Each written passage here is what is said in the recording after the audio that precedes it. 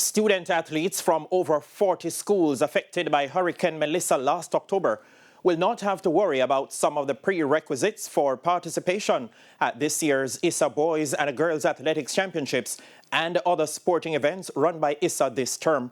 TVJ Sports understands that the academic and attendance requirements have been waived for several schools, including those in St. James, Hanover, Westmoreland, Trelawney and St. Elizabeth, as well as Edwin Allen High in Clarendon.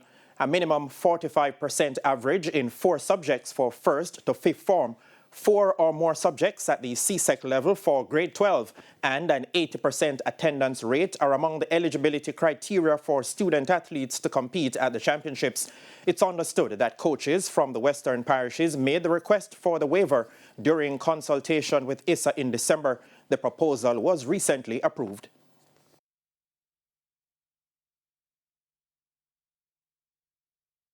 At our last general meeting held last Friday, the general principal body agreed to a recommendation from the executive that all schools in Western Jamaica, in addition to other schools that have suffered damage and whose academic program has been affected as determined by CXC, will be given a waiver on attendance and grades as is usually stipulated by Issa for all our competitions this term.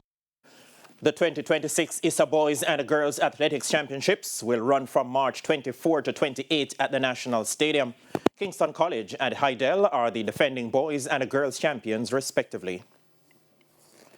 Arnett Gardens bounced back from their 4-0 defeat by Chapelton Maroons to add more salt to the wounds of Waterhouse with a 1-0 win in the Ray and Nephew Jamaica Premier League at the Tony Spalding Sports Complex on Monday. Things are not looking good for Waterhouse as they continue to plunge deeper towards the relegation zone in the Premiership. They're just 3 points away from nestling in the red. A 1-0 defeat to Arnett Gardens means they have gone 5 matches without a win, and if you look at the broader picture, they have just 4 wins from 18 outings. And despite having the 4th best defensive record, things are just not working out for them. Shea Smith's goal in the 61st minute was the 17th they were conceding, and it also resulted in their 8th defeat of the season. Arnett have now moved up to 7th on 22 points. It's an awesome feeling. You get me playing against Waterhouse. I mean, even if I'm on a joke, a goal scoring joke, I mean, Waterhouse going to give me a goal. So I really appreciate it.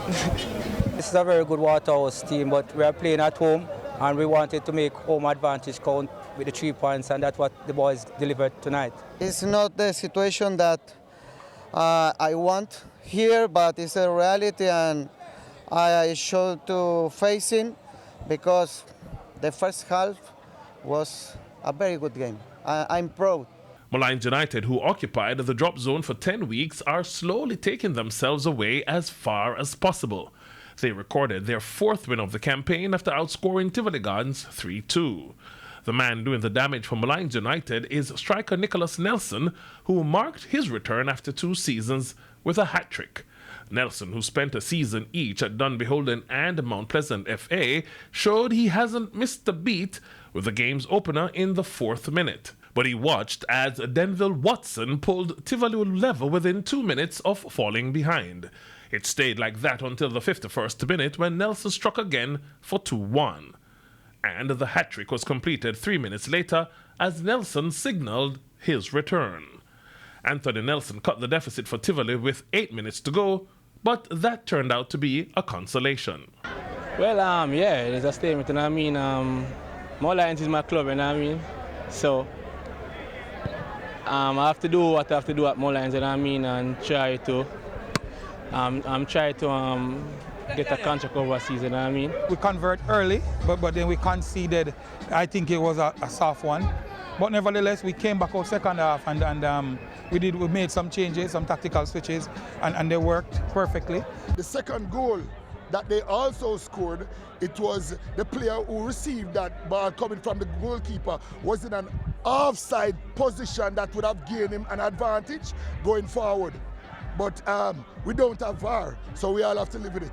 The competition continues on Wednesday with Spanish Town Police facing Montego Bay United at the Royal Lakes Field at 3 p.m. and Cavalier hosting Dunbeholden at the Stadium East Field at 4 p.m. Garfield Jones reporting for TVJ Sports.